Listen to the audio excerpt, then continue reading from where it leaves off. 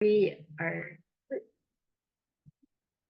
you actually don't need to record this part. Okay, I think I might want to I don't have to. Okay. True Nature offers professional development classes and individual coaching to increase, clarify, collaboration, and creative problem solving through mindfulness practices. Okay, it's all yours, Aiko.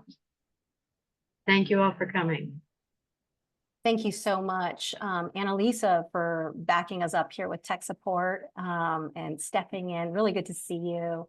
And also wanted to say a special thanks for Jane and a very special thanks to all of you, OLLI members that are here giving your time, your precious time and your attention to share with me the joy of something that I'm very passionate about, which is mindfulness.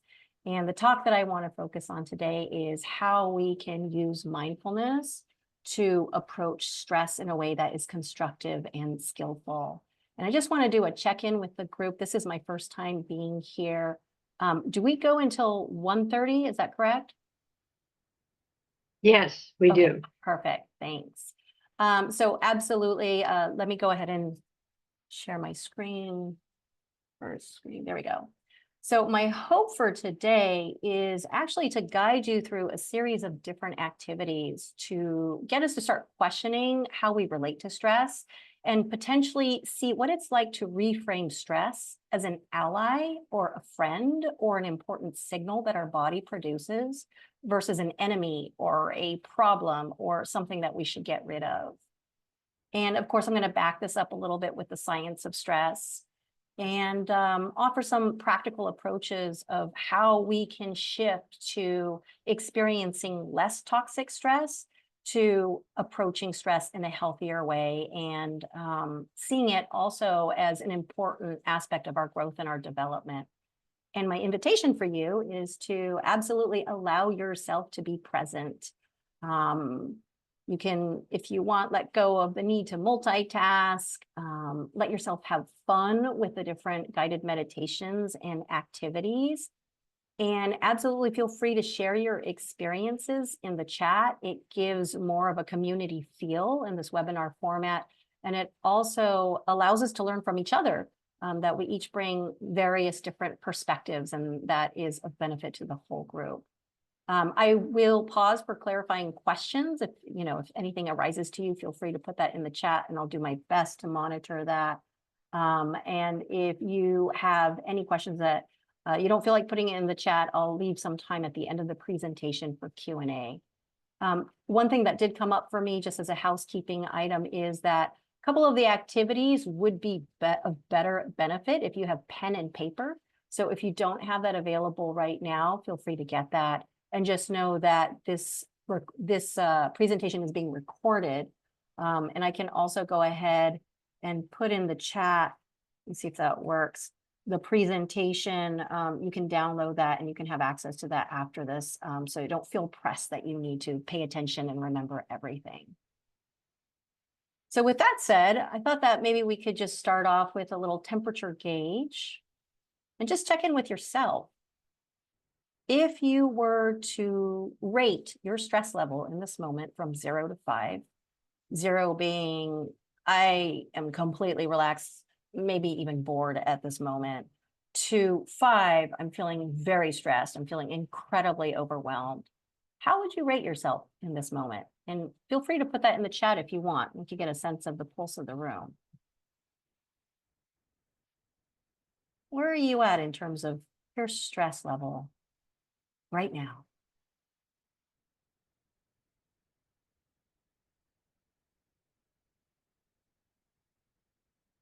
And I like that some people are taking time to actually drop in and check out and feel where you're at. And thank you for those that put your numbers in the chat. And I'm seeing mid levels, 3s, 2s, 3, 4s. Great. And now what I'd like you to do, I'd like to invite you to pull away from the screen, actually, and let your eyes drift towards your surroundings. Just noticing the lighting, the color and the shapes of the objects in the room, the spaciousness. And as you do this, starting to take in the room also through hearing the sound. And if you'd like, you can close your eyes. Sometimes it's easier to sense when we have our eyes closed. The rising and falling of sounds. Noticing if there's any smells. And as you breathe in, feeling the body, the rising and the falling of the chest, the weight of the body, sitting, legs pressed against the seat of your chair, feet touching the ground.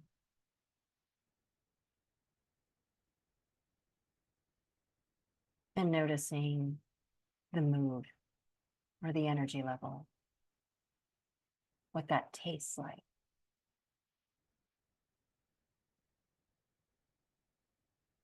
And then slowly making your way back to the room by opening the eyes. Just letting your body reorient to where it is. And doing a temperature check again. Right now, on a scale of 0 to 5, if you were to rate yourself again on stress level, what's your stress level now? And if you feel like putting that in the chat,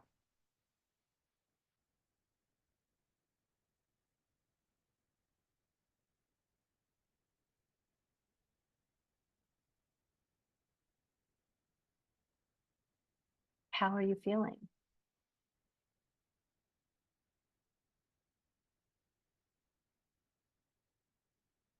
And I want to normalize also, because there's this huge misunderstanding that mindfulness is about calm, and that is absolutely not what we're going for here.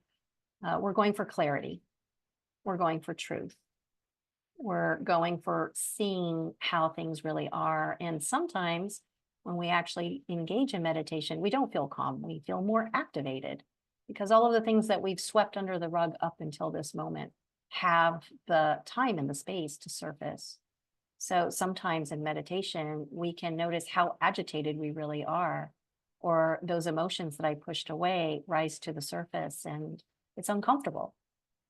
So just want to normalize if anybody is feeling more stressed after actually closing your eyes and just taking a moment to check in with yourself, that that's okay too, because that is what's true and that's what's happening.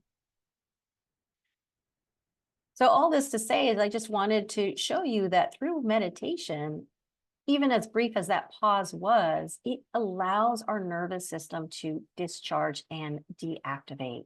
It also gives us a space to be able to observe what our experience is and learn. And I could say that just through my own experience of having sat quietly for a minute with you all, what I noticed is that my stress levels fluctuate quite a bit from moment to moment, actually.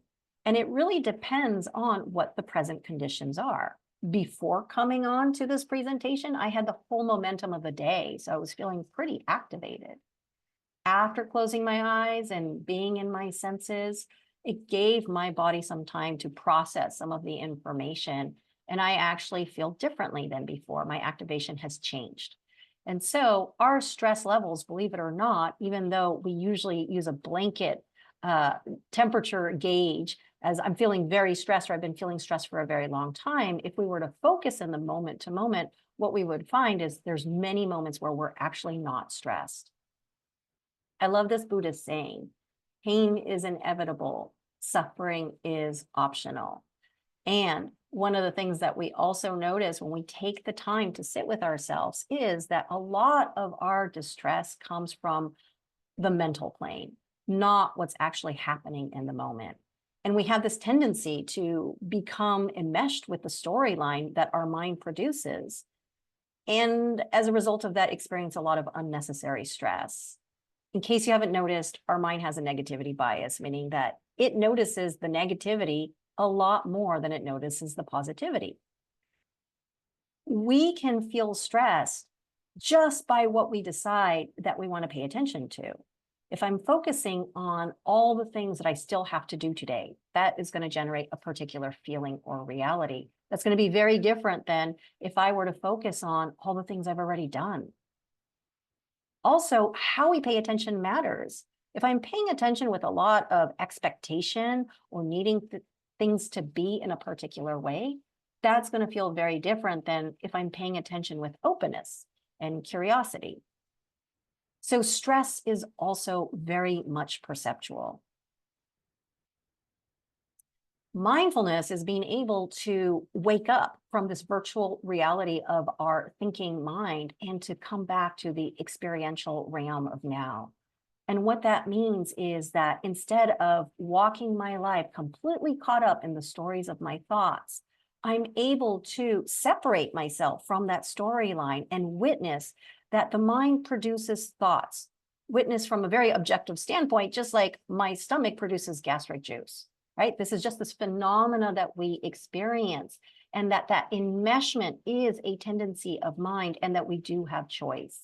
And one of the ways that we can break this enmeshment is just by widening the scope of our attention to also include other data points that are actually embedded in direct experience, such as our sensory or emotional experience. And what that does is it dilutes the saliency of the thoughts and into a sea of perception, and it completely changes how we're relating to what's happening. It also changes how we perceive stress.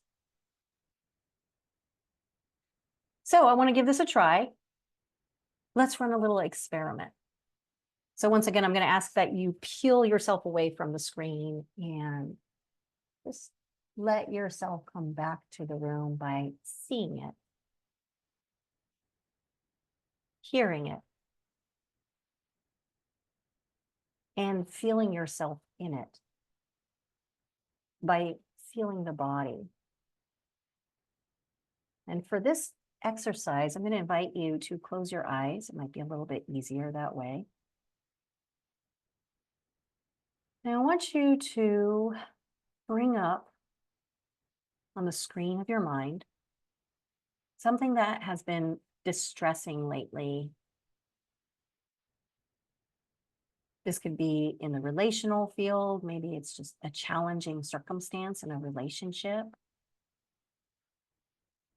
If you don't have material, you can always think about family. There's always something in there that's challenging with family dynamics, or maybe it's a fear that's been there, or a recent event.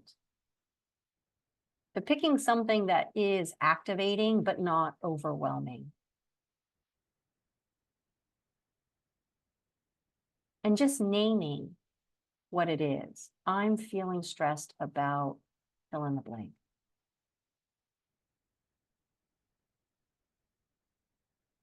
And letting yourself be with that stressful thing and allowing your mind to think about it. What is it about this situation that is stressful?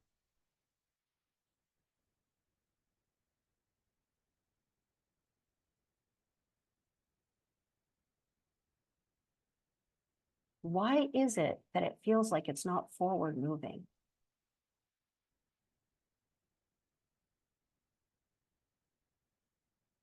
And just noticing how the body feels as you bring this to mind.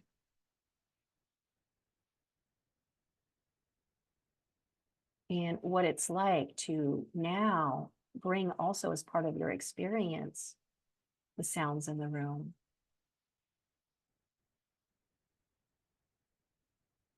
The emotions. The sensations in the body.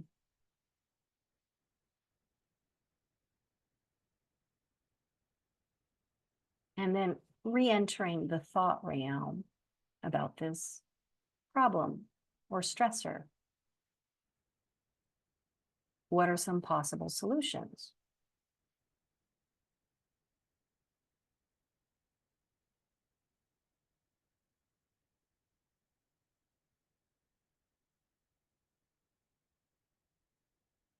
what's getting in the way of you getting what you want.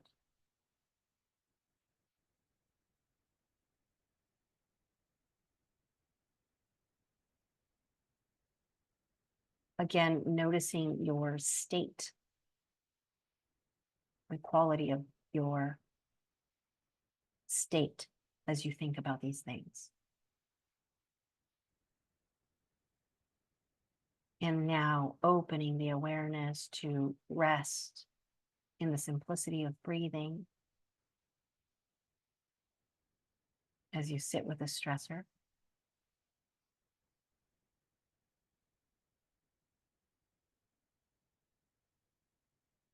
And opening your senses wider to hear the sounds in the room.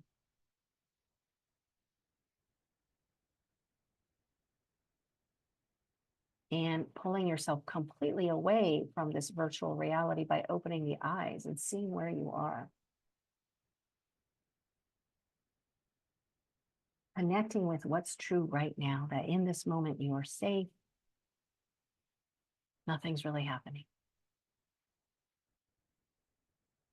And just noticing how that feels.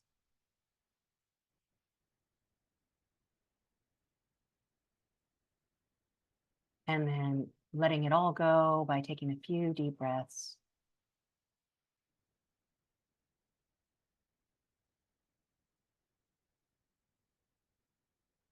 And just coming back to the screen. So I'm kind of curious to check in with you, and you can do this with a thumbs up, or if you want to unmute yourself, you are welcome to do so, just with a brief report of what was that like to zoom into the stressing realm of that story and then come back out into the sensory experience. I'm going to just stop sharing my screen for a moment so that we can be more in a community feel. Anybody feels like sharing, you are welcome to do so. Or if you prefer to put your report in the chat, it's always interesting to see what people's reality is. And I'm seeing here that somebody wrote, didn't work. Yeah, and I think that it's really important to trust our body that, while I'm proposing these exercises, they're a way to test drive technique so that you know how to do this alone.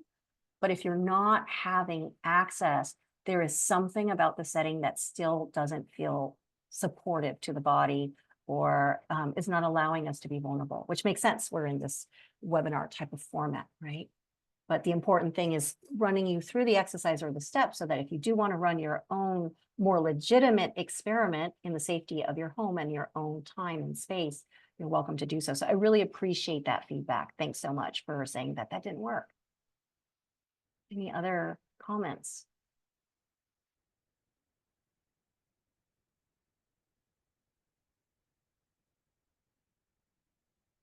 Okay. I'm going to go back to the presentation then. And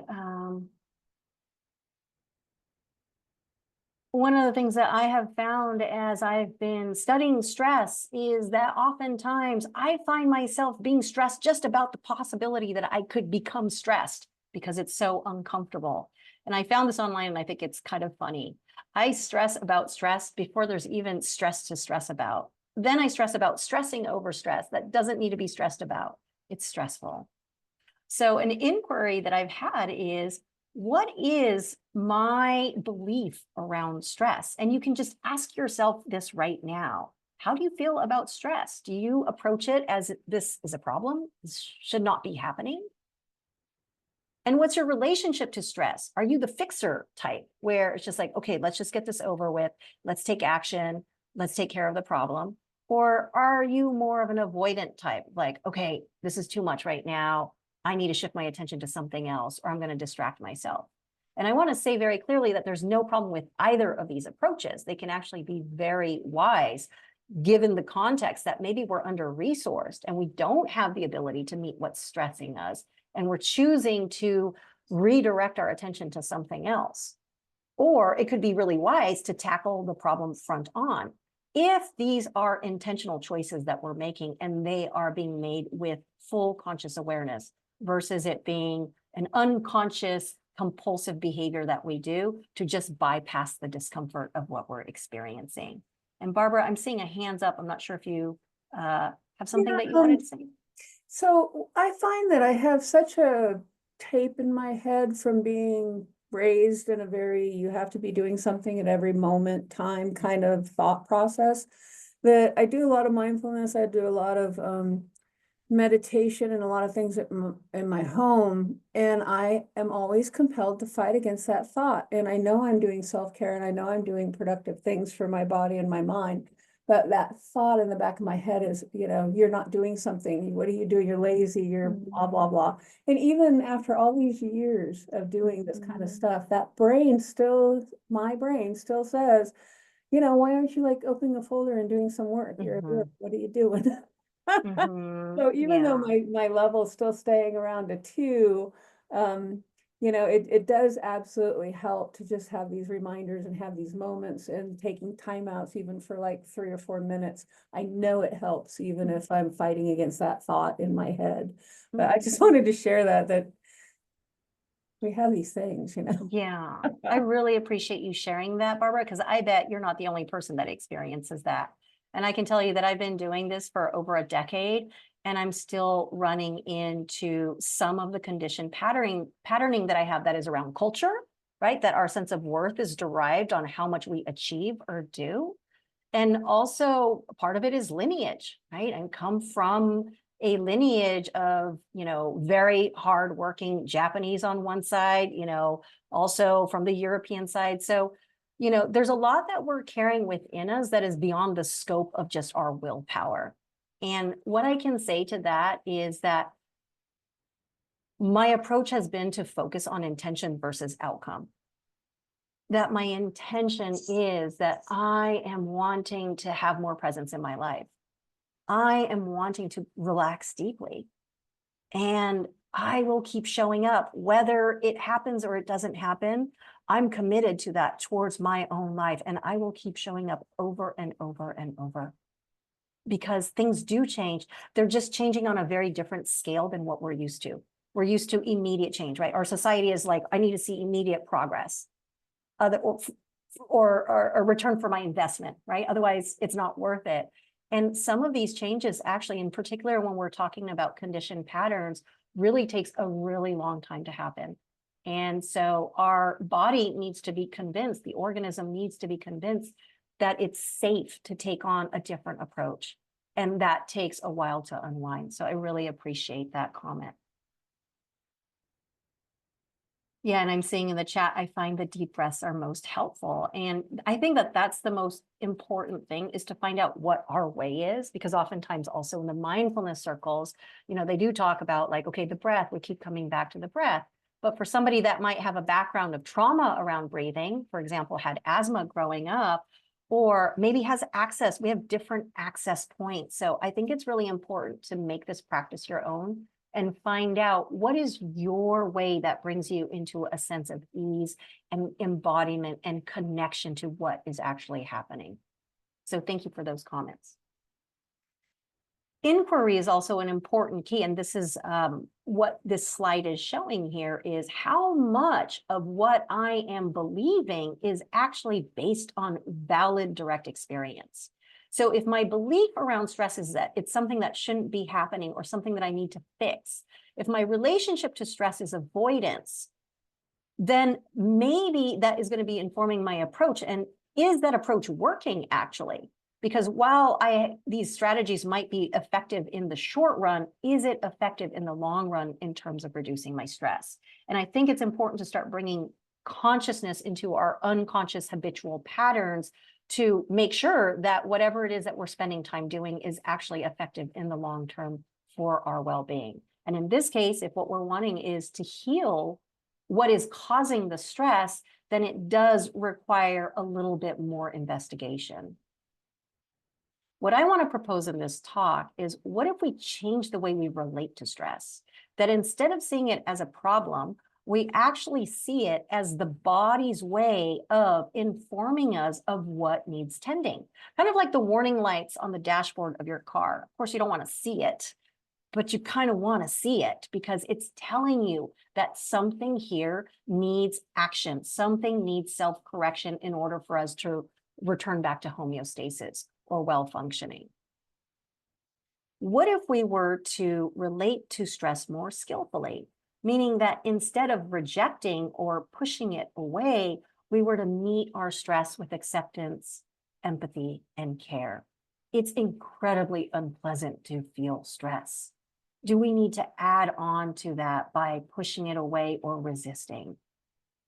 What if we were to look at stress as really valuable information that our organism is trying to communicate to us?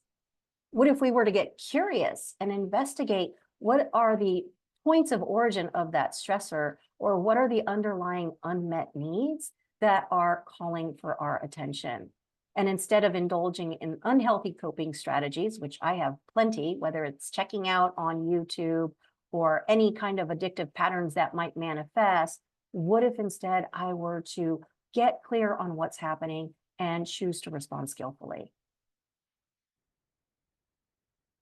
So I want to give this a try. And I think that the first thing, because we often go into problem solving, that's also part of our acculturation of trying to fix the problem and move on. What would it be like to be with our stress with interest and care? So I'm going to invite you to, once again, pull away from the screen and just let go of anything that has been said. Coming back to your surroundings, noticing where you are. Taking a few deep breaths to clear your space. You can close your eyes if it's easier. And coming back to feeling the body, the weight, gravity anchoring you down.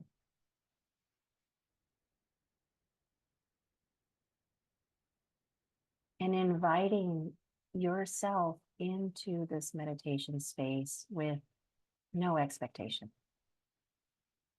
There's no right way to do this. We're just holding space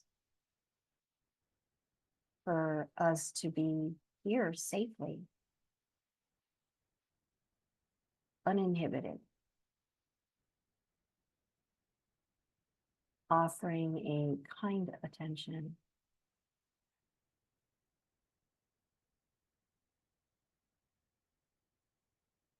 And letting ourselves show up fully without fear of judgment, without the striving,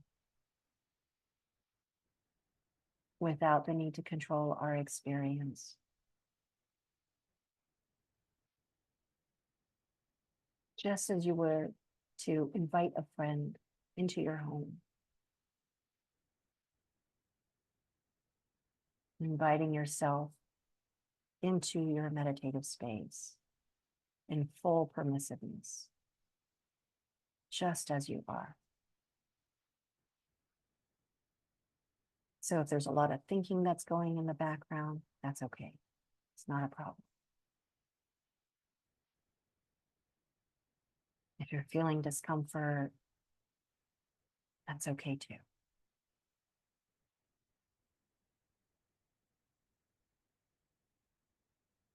Just opening yourself up to receive.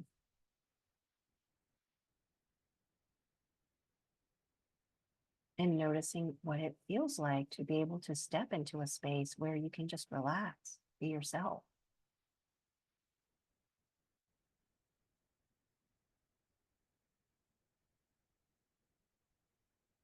Inviting the body to relax. Inviting the heart to relax.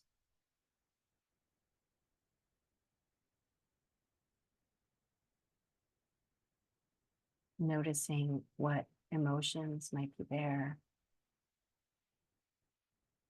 and letting yourself feel just a little bit at least.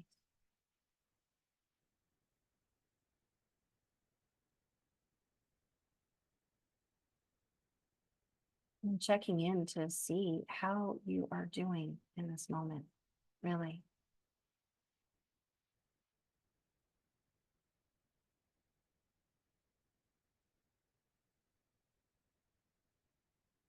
Is there anything that wants to be seen?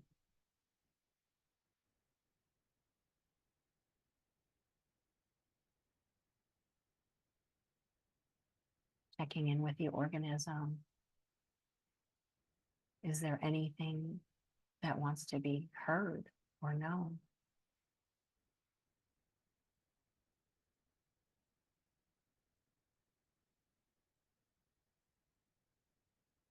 And as you sit, just noting any new emotions that might arise,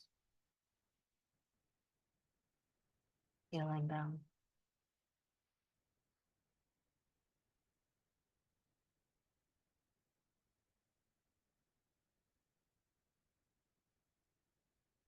Being caring and accepting if nothing does arise, that maybe it's not the right time or space, and that too is okay.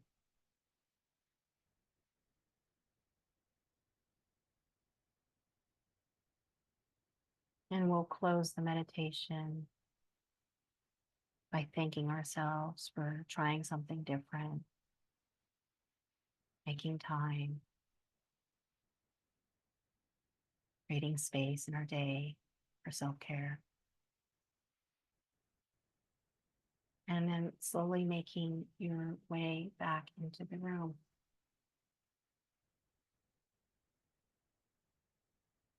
Taking a few deep breaths and just noticing how you feel. What is it like to turn a kind attention inwards? And feel free to put in the chat anything that you might have observed, or if you prefer to unmute yourself, you're welcome to do so and take some brief reports. What was it like to just offer yourself kindness?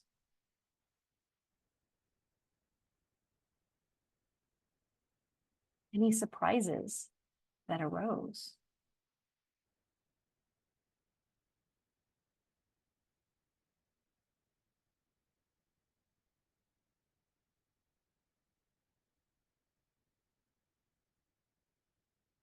Sometimes one of the things that really gets in the way is our inner critic. Sometimes that inner critic isn't even coming from us, right? It could be, once again, a lineage. I'm seeing here in the chat. I agree. My mom used to say, don't just sit. So I've had trouble meditating. This is a form of meditation. There's a lot of different meditation practices, but just getting in the habit of creating a safe place where we can be, where we don't have to worry how we're being perceived, where we don't need to worry about being judged. And that is something that we can offer. We can create this inner landscape. And this can be a really supportive resource when we are feeling distressed, just to be met with empathy and compassion. And oftentimes, when our body signal of stress is met with curiosity and empathy, the body feels safe.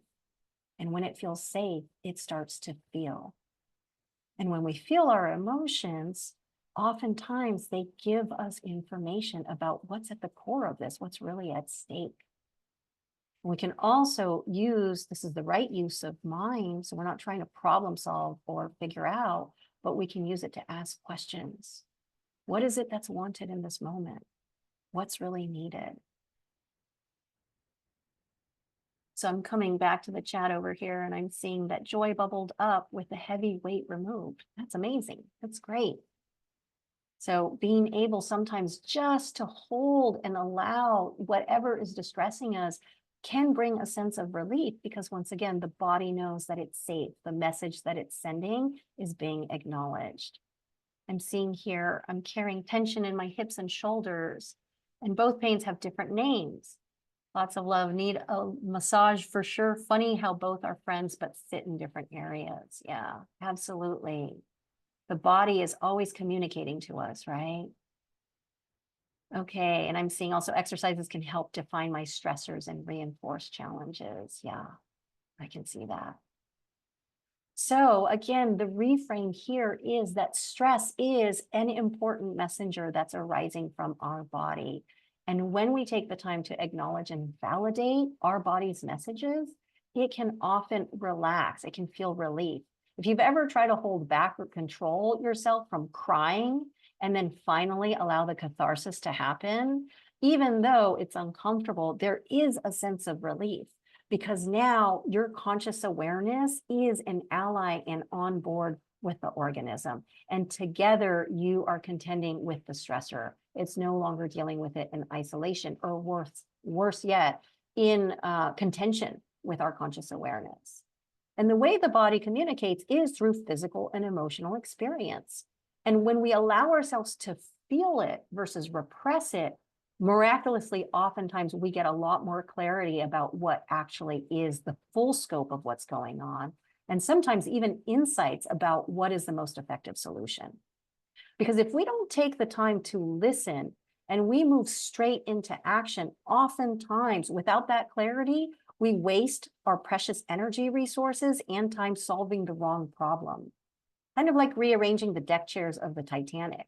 It gives this false sense of forward movement because I'm in action. However, if I'm not solving for the right problem, this stressor is going to keep uprising over and over and over until finally I have the clarity of the big gashing hole that really needs tending, right? And so we're extending our period of stress just by avoiding it or taking the time to understand it fully.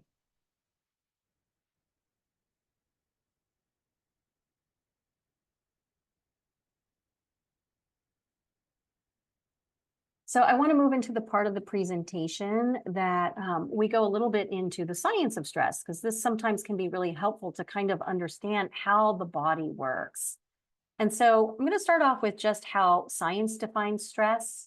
It's a state of bodily activation or arousal in response to a perceived demand, meaning that this isn't necessarily something that's actually happening. It's something that the mind interprets as a demand.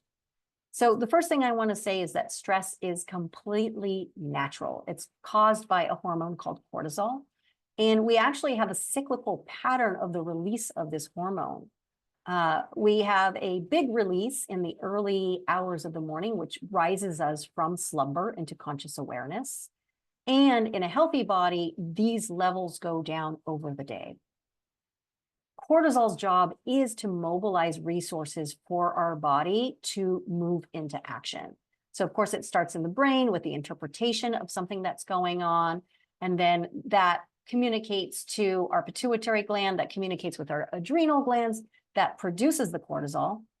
Cortisol is released into the bloodstream, and what that means is it floods all of the cells in our body, but it affects our organ systems in different ways. In the liver, for example, it releases sugar into the bloodstream, and you might experience a quicker breathing rate so that I can get more oxygen also into the blood. The heart goes faster to pump both the sugar and the oxygen, which are fuel for our muscle cells to be able to move into action.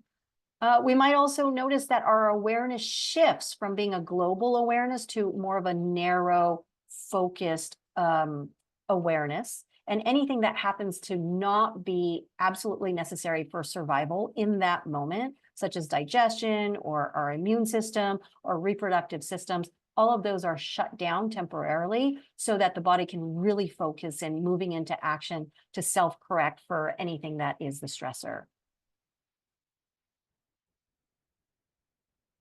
The good news also is that a healthy body can rebound back from stress. Actually, that's the way our nervous system is designed as a complementary system. We've got the stress part of the nervous system, that's also called the sympathetic nervous system, that becomes activated anytime that there is any kind of stimulant or stimuli. And once it deploys its corrective action, we have a complementary, seen here in blue, part of the nervous system whose job is to bring us back into a state of relaxation, receptivity, openness, so that we're available for the next stimuli that comes along. What I found really interesting is that stress actually affects my availability of conscious awareness. And a big part of this has to do with the way our brain works. We actually have two operating systems. The one that you're probably using right now to listen to this talk is the blue, the prefrontal cortex, which is also what we know as conscious awareness. And we do need a certain level of arousal or activation for it to become alert and engaged. And as activation or arousal levels increase, so does our level of awareness up until an optimal level. And then at some point, if we're receiving too much activation or too much stimulus, the body just can't keep up with that. And at that point, we have our other operating system that kicks in, called the limbic system. I like to call it our survival brain. And this has the ability to completely shut down our conscious awareness. And it's very fast and it operates on autopilot with different kinds of emergency responses. You probably have heard of some of them, the fight, flight, freeze, fawn response. So the point being of this slide is to show that the more stressed that we become, if we go past our range of tolerance, it actually starts affecting the availability of our conscious awareness to know what's happening, which is also going to affect our ability to make good, solid decisions. On the other hand, we can't just throw the baby with the bathwater. Stress or activation can be incredibly productive. Again, if I replace that idea of stress with just the body becoming activated, it actually requires a certain amount of demand for us to get full rise of conscious awareness. And of course, if we go past that threshold and we can no longer keep up with the demands, then we start experiencing the discomfort of anxiety all the way up to overwhelm. And then at that point, we no longer can be productive because we don't really have conscious awareness. So there are different types of stress. In this picture over here, I'm going to say that both of these creatures are stressed, but entirely for different reasons. We have the cheetah over here that is stressed about catching food so that it can have energy, nourishment for the rest of the week. And I'm going to say that this cheetah is stressed because if it doesn't catch this gazelle, then it will not meet its fundamental needs for energy and nourishment. However, it's got enough resources to meet this demand. So you can even see by its glance that it's fully present. Its attention is very focused and honed in, and it most likely is operating at the optimal range. I'm going to call this challenge level of stress, where there's demands, sure, that are activating the creature, but there's also resources to meet those demands. The gazelle, on the other hand, is experiencing a whole different kind of stress, right? Its life depends on its ability to escape. So it's in the threat level. In its case, it's probably not having much conscious awareness. Survival brain has completely taken over. It's in flight response versus the cheetah, whose conscious brain is very, very available and is more in a place of challenge. What both of these stress types have in common is both of them are protective mechanisms for these creatures to be able to stay safe and to motivate them into action. So once again, coming back to the idea that stress is not a problem. Really, it is a healthy response to all living organisms. So what are the factors that affect the level of stress that we experience? I stole this idea from a speaker at UCSF, and she was really looking at the different emotions, different challenging emotions.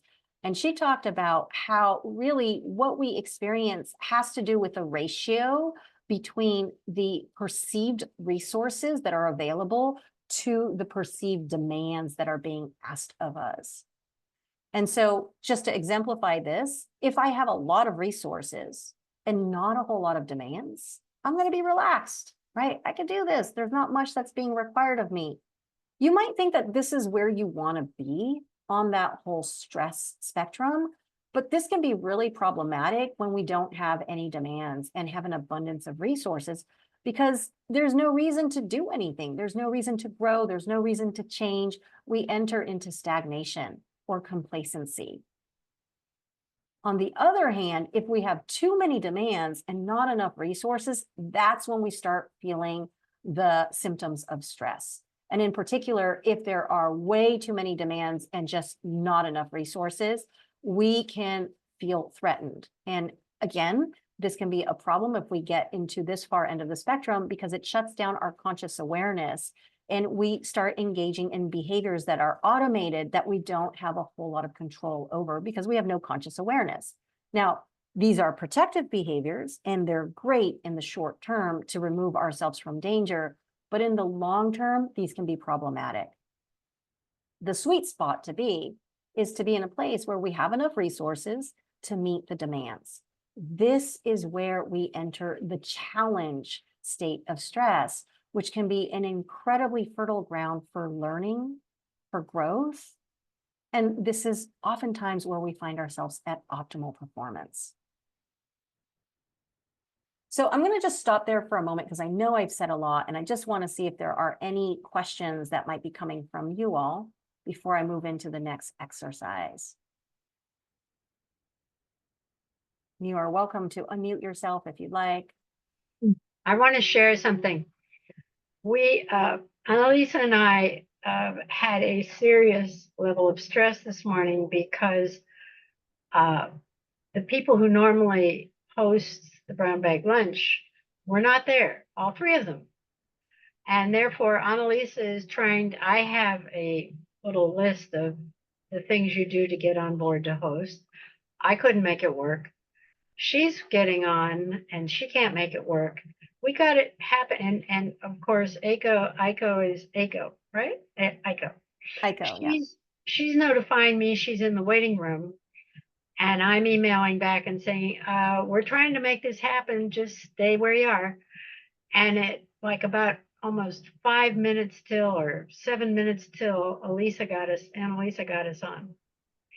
And it was like, oh, shoot, what are we going to do if we can't, everybody's going to be sitting in the waiting room, including the speaker. What do we do?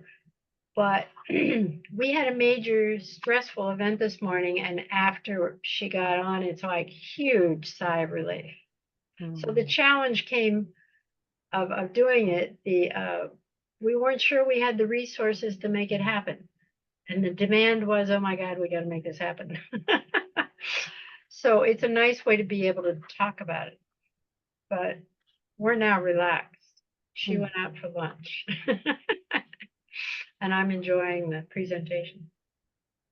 Thanks, Jane. I really appreciate that share. Yeah, it is really, I mean, sometimes the demands can be so high. And what's really interesting, because I was also reading what was in the chat, is that sometimes our inner critic also contributes to that, right? I mean, there's what's actually happening, which is the stressful experience.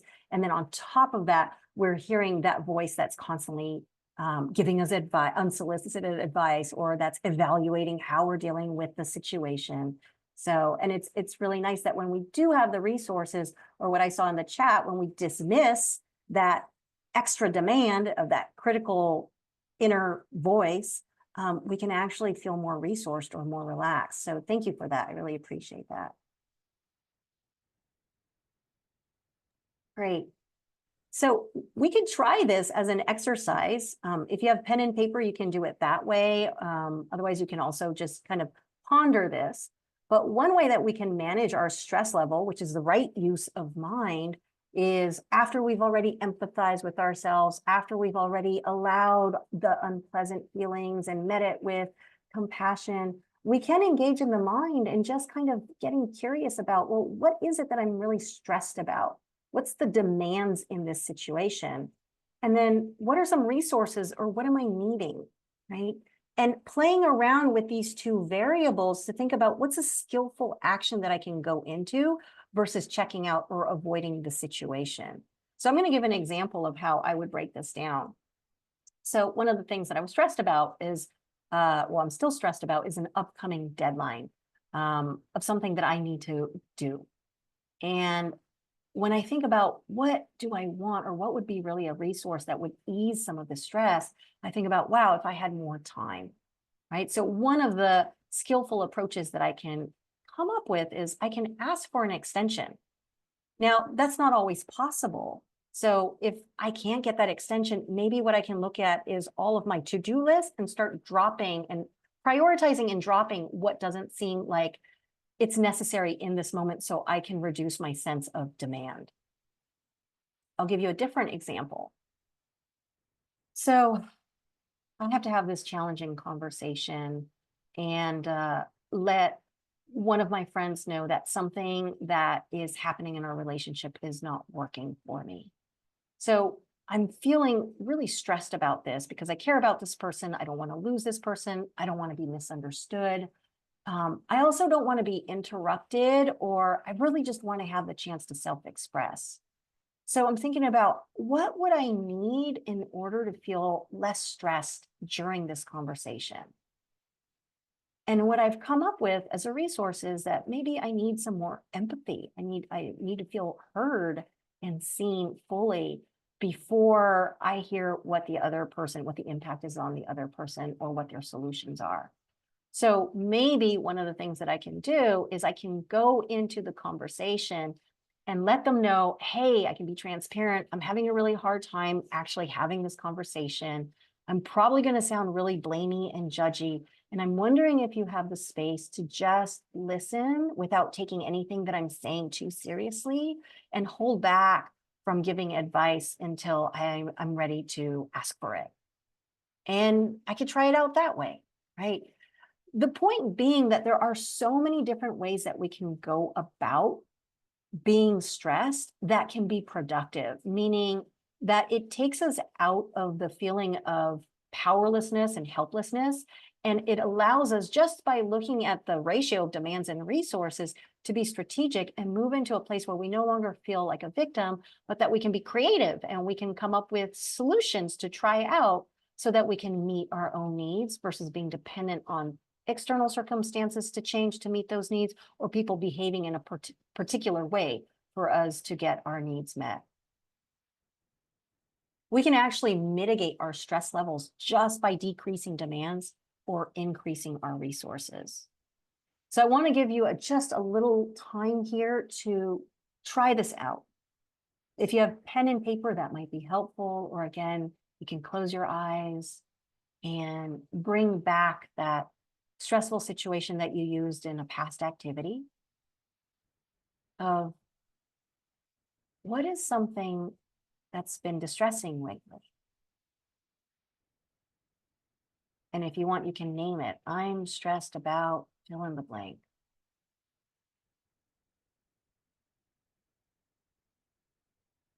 And then looking at it in terms of the demands and resources, starting with the demands. What gets in the way or makes this hard?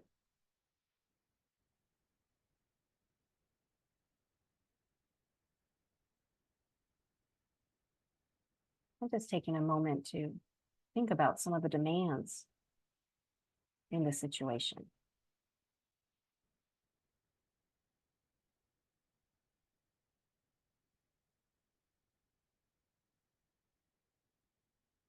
And some of these demands can be internal demands, right? Like the need to get it right.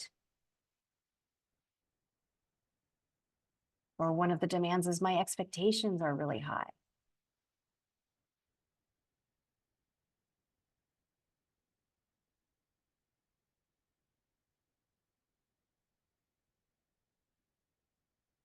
And when you're ready, switching over to the resources. What do you want?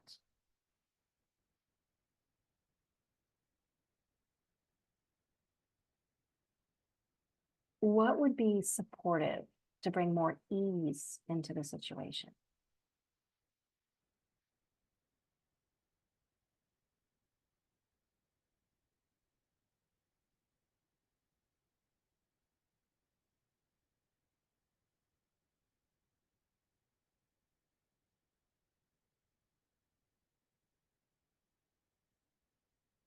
And I recognize that this is absolutely not enough time to really do this activity thoroughly. But again, my hope is just more to expose you to the exercise so that when you leave this talk, you can try it out on your own. You got that initial practice. So I want to turn it back to the group if anybody has anything that they want to report out or to share out. I know that was very brief. How does that land for you to look at things in terms of demands and resources?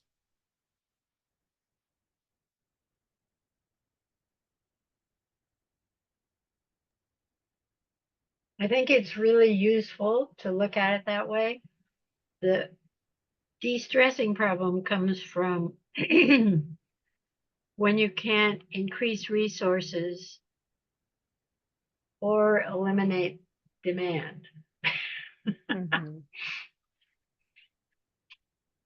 Thanks. can reduce it maybe somewhat, but you can't necessarily eliminate it because it's too important. Thanks. I have a question on the example that you gave on the challenging conversation. Yes. Okay, so you said what was needed in that situation, you felt was empathy. Mhm. But what I understood was you're showing empathy to that person. I mean, by your words, how you kind of define it with your initial words, and then with the hope that that person is going to show empathy back. Mhm. Is that? Yeah, I'm actually guiding the listener to be able to listen in a way that's supportive to me. Where oftentimes, I don't know if you've experienced this, Lori, that you're talking about something that's kind of vulnerable and delicate, and somebody will go straight into problem solving for you or giving advice, and they feel that that's helpful, but in that moment, it doesn't really land as helpful. It feels, I don't know, it's not exactly what we're looking for. So sometimes it's really supportive to both myself and to the other person to be able to give them some guidance into what it is that I'm wanting. Does that kind of clarify, Lori?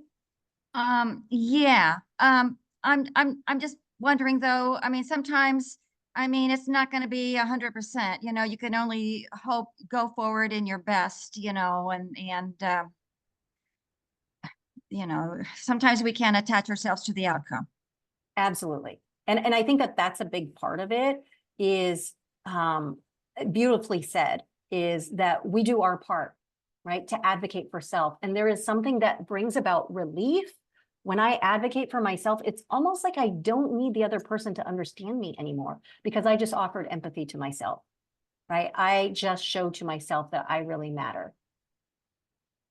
So thank you for that. I'm seeing here as a question, how do you overcome stress due to failure? And I think that very much, again, it's where we place the attention, right? If my attention is just on the outcome, that event might feel like a failure. If the attention is on the intention, here's what I try to do. And that intention is beautiful, right? I tried to meet a particular need of mine and it didn't work out. And maybe this is good information also that how I tried was not the right way. It didn't work out. So I can try a different way. It's really hard to answer that question without understanding the context of, the whole story about that. But I think that the biggest part is really to start getting curious about how we're framing reality, because oftentimes how we're framing reality can lead to a narrow view of what's actually happening, and that there is so many other perspectives that maybe we haven't taken into account. So thanks for that question too. Okay. I'm going to come back to the presentation here and just kind of want to prompt also that, remember how I talked about that stress is a natural part of every living sentient being, actually. And that our organism, just like all organisms, have the ability to self-regulate or to relax if it is healthy and if it has the resources to do so. And one way that I can graphically show this over here is that anytime my body receives a stimulus, so I'm not even going to call it a stress, but a stimulus, information, it will become activated once it receives it to digest that information so that it can come up with the appropriate response to deploy an action. And once that action is deployed, the body has a mechanism to bring us back into relaxation so that we can be open and available for the next incoming information or stimulus or stressor, however you want to call that. And that this is how our body operates. It kind of fluctuates from activation to relaxation within a certain range of tolerance, right? Within this range, as long as I'm not too overstimulated or too relaxed, I can actually maintain my full awareness. So there are conditions in order for my body to be able to do this on its own, and it will do so. If there's enough resources, such as there's enough energy, I'm properly nourished, I'm well rested, I feel safe, and as long as the amount of information that I am receiving doesn't exceed my capacity to be able to respond in a timely fashion. Or in other words, the amount of demands that are happening are not exceeding the resources. And resources, a big part of it also being just space and time to be able to digest our experiences. So what happens when we break outside of our range of tolerance? Meaning that before the body has a chance to relax and fully digest that last stimulus, I get another stimulus. And again, body's trying to grapple with what that means, and something else happens, and another demand. Well, what happens is we're taken so far away from our range of tolerance that the body doesn't have the ability to relax or come back into regulation. Because at this point, the body is reading that it can't keep up with the changes that are happening outside or inside, and that feels very threatening. This is often happening when we're overstimulated. We just can't keep up. We can't keep up with what's going on. And in that case, the body is going to respond with an emergency response, meaning that our conscious awareness, that operating system, is going to shut down. Our survival brain is going to come online and is going to start deploying emergency auto reactive patterns. The good news is generally during this transition time of going from being regulated to entering dysregulation, we actually get warning signals. And usually that comes along as really uncomfortable emotions such as fear, anxiety. And so these are important signposts for us that when we're starting to experience that, we are going to lose our ability to come back into regulation or to come back into full awareness, and that these signals tell us that whatever is happening needs attention immediately. So what happens once we're in that state of dysregulation, or we move so far away from our healthy homeostatic set point? Well, once the survival brain kicks in, there's very limited conscious awareness. There is an extreme amount of uncomfortable emotions that are incredibly triggering and that are getting us to want to respond very quickly. But I think that the part that is most impactful is that our whole sense of reality changes from a place of possibility, maybe a place of abundance, to now we feel completely isolated, we feel under-resourced, and having the negativity bias of the brain, we can even enter into catastrophizing stories about what actually is true. And so then, of course, it's natural that our behavior is going to be a defensive stance. We're going to be hyper vigilant. If we tend to have fight tendencies, we'll go into blame and judgment.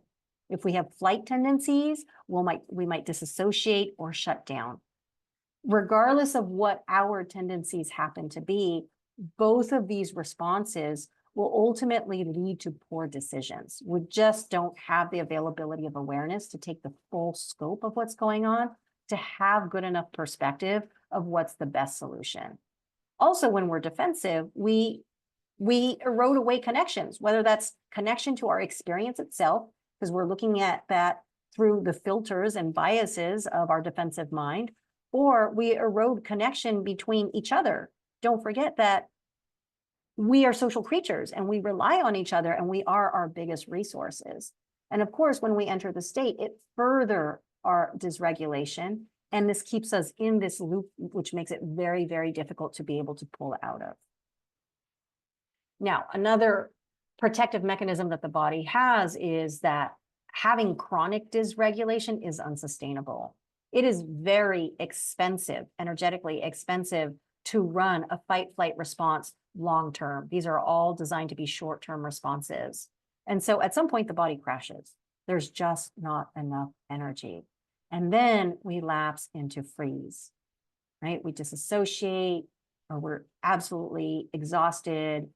Cognitively, we're confused.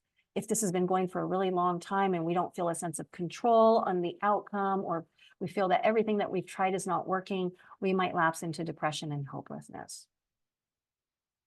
So this is another aspect where mindfulness can be really supportive, because having awareness of how our body and emotions respond gives us information that we might be moving outside of our optimal range of functioning.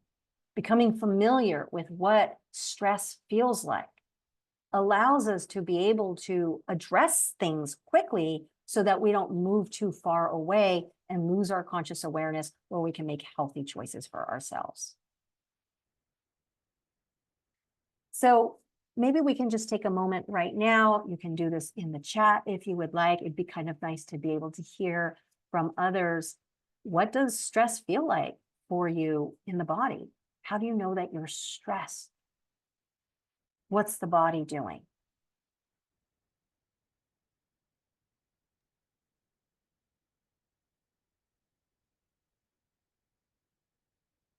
I notice that I start sweating. I notice that my chest feels really constricted. I noticed that my thinking is not as clear. Nice. So you're aware of what's going on in the mind. Yeah. Yeah, and I had to leave for just a moment, but the one thing that I know causes stress right away in me is responsibility. Mm-hmm. Maybe not being able to fulfill it as well as I would want to. Mm-hmm. So that's Yeah. just a comment. Thanks for that. Yeah, like absolutely. You know, having responsibility is a demand that we put on ourselves, or sometimes it's a demand that we receive from others. And that is very stressful. I'm seeing in the chat, muscles hurt, tensed, and doesn't go away easily. Yeah, we have a real bodily response. And that tension, again, in the muscles, is that the body is starting to contract. This is a very physical response, so that we can either run or we can pounce. Also being aware of what happens, not just to the body, but what are the emotions that are there. For me, oftentimes the emotion that I experience is fear or worry, or depending how activated I am, anxiety or overwhelm, which are just the same thing, but just different levels of energy in there. And then I love that it was brought up what happens in the mind, right? There's not clear thinking, maybe there's confusion. I notice that my thoughts get fragmented, or the attention gets pulled away very easily in a lot of different directions. The other thing that could be really interesting to investigate is, how do we cope with stress? What are some of our go-to self-soothing coping strategies? Do you check out? I eat. Oh, I see somebody else put food. Yeah. What do you do when you're stressed? Because again, we can sit there, we can judge ourselves like, oh, there I am overeating again. Or we can take that same signal and read it. It's like, oh, wait a minute. If I'm overeating, oftentimes this happens when I'm over threshold. So instead of the attention going into self-judgment, I can now put my attention into, where am I over threshold? What can I do to offer myself more resources, or to decrease the demands? I love that take the dog for a walk. That's a great strategy. Stress in our body is designed for movement. So movement can be a really skillful coping strategy, meaning that it doesn't add to our dysregulation. Whereas me checking out on YouTube for an hour, while that might feel soothing in the short run, in the long run, it actually feels kind of tired and draining, which leaves me even further under-resourced to deal with that stress. I'm seeing sleep here, which could be a good strategy. Yeah, I mean, I'm not moving forward with what's happening right now. So let me just resource myself by giving myself a break from what's challenging and upping my energy supply. Now, obviously, if this is happening all the time, then you have to look at you have to do a cost benefit analysis, right? In the long run, is this being supportive or is this just an avoidance strategy? That's not helpful. So thanks for that. I find it works best to deal with the problem, whatever it is. If something is due, then it's the best thing is to sit down and do it, and not do all the other things first. Now that doesn't always work, obviously, but just to tackle it, you know, you need eat an elephant one bite at a time. So you basically get started on some aspect of whatever it is that needs to be Absolutely. addressed. But I also Absolutely. take the dog for a walk. Thanks for that. Yeah, absolutely. I mean, sometimes just chipping away at it, if we have clarity, right? Because once again, it could feel really good to move into action. But if we don't have clarity about what's really at stake, we might actually be solving the wrong problem, or we might be creating more work for ourselves in the future because we think that we're moving forward, but actually, you know, we're not on the right path. It all depends on context, right? It's really hard to know what is the one fit solution.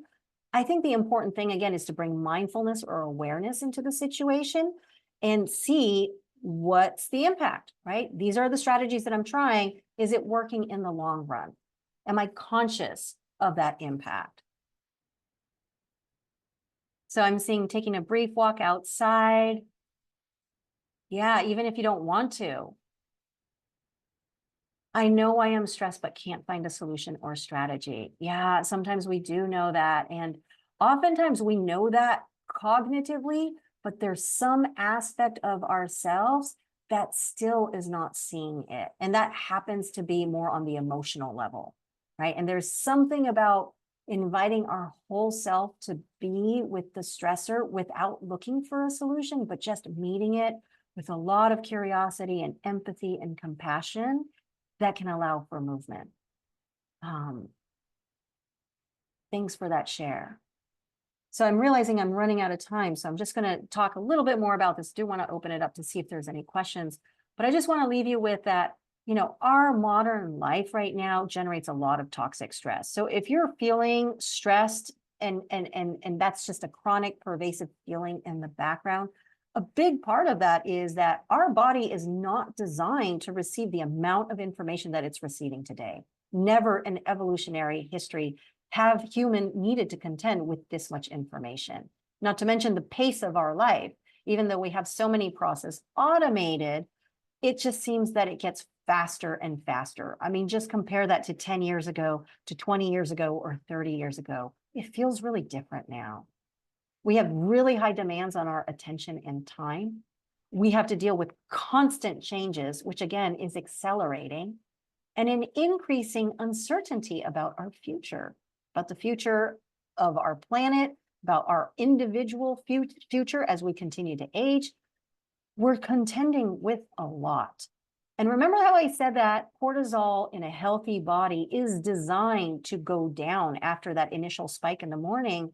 What we've been finding more and more is that cortisol levels are staying at a heightened place in a lot of us. And the problem with that is that these stress responses have been designed for short-term protection, not for long-term. So when we are chronically stressed, it has a huge negative impact on our body. Cortisol levels will keep our sugar levels high, which becomes diabetes.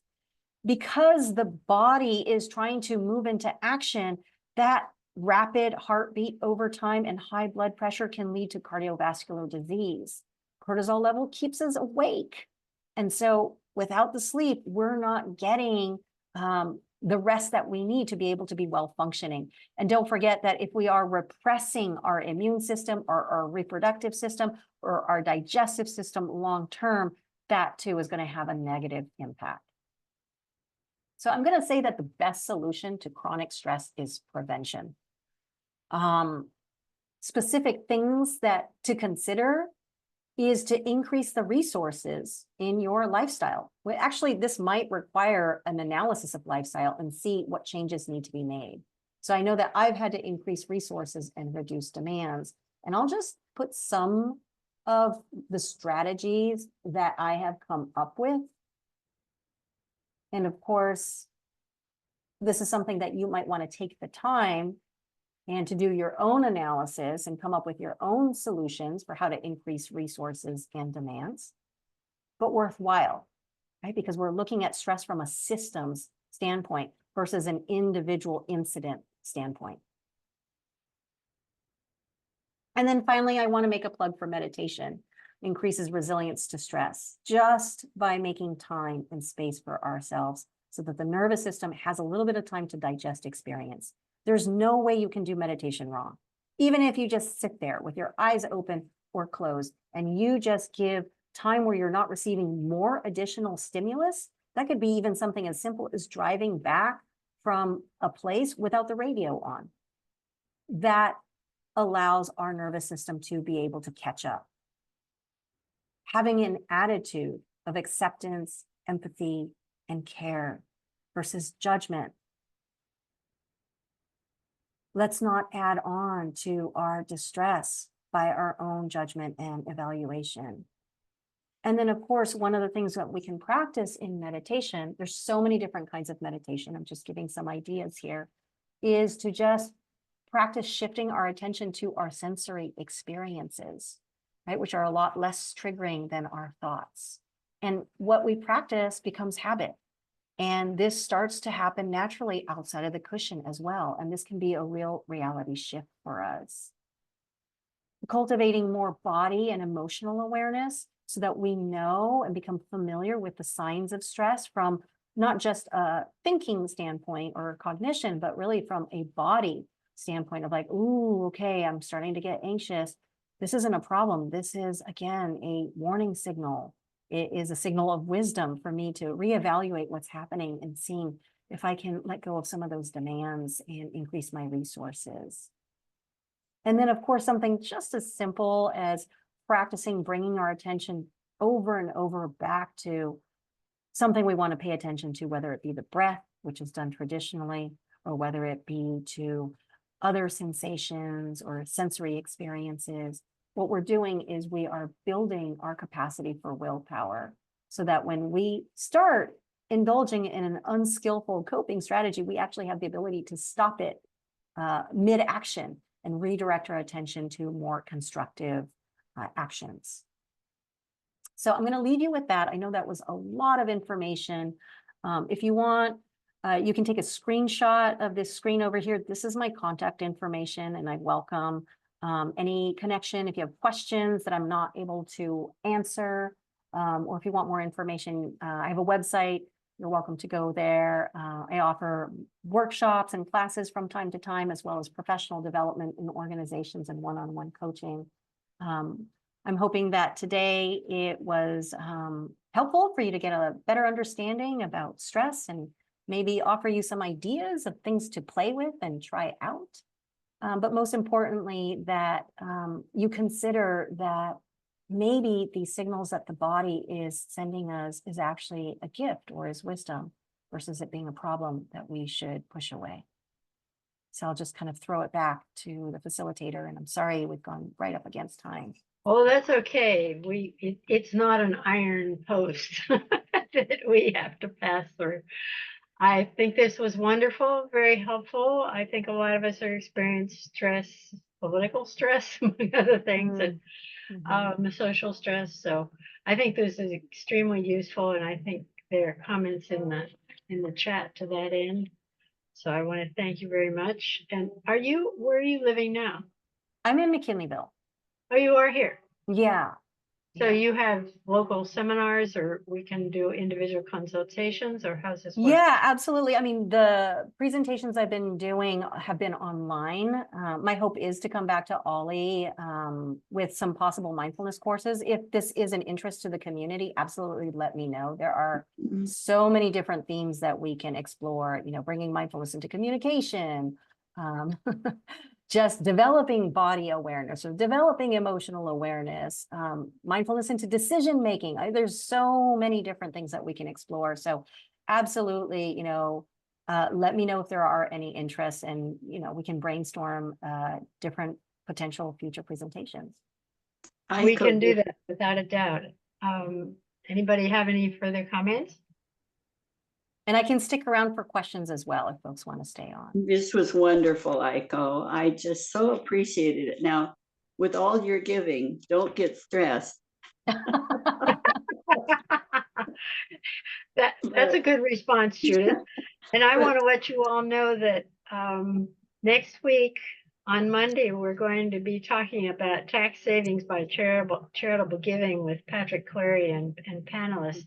He's going to have individuals from the Breast and GYN Health Project, We Are Up, and Lifeline Humboldt.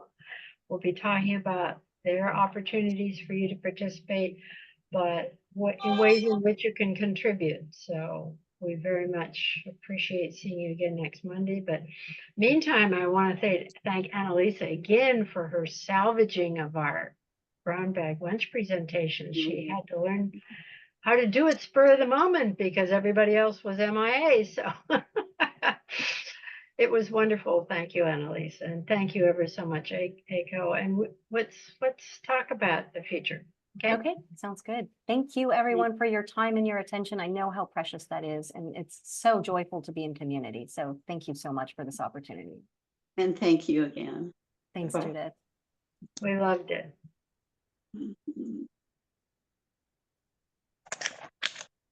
Mhm.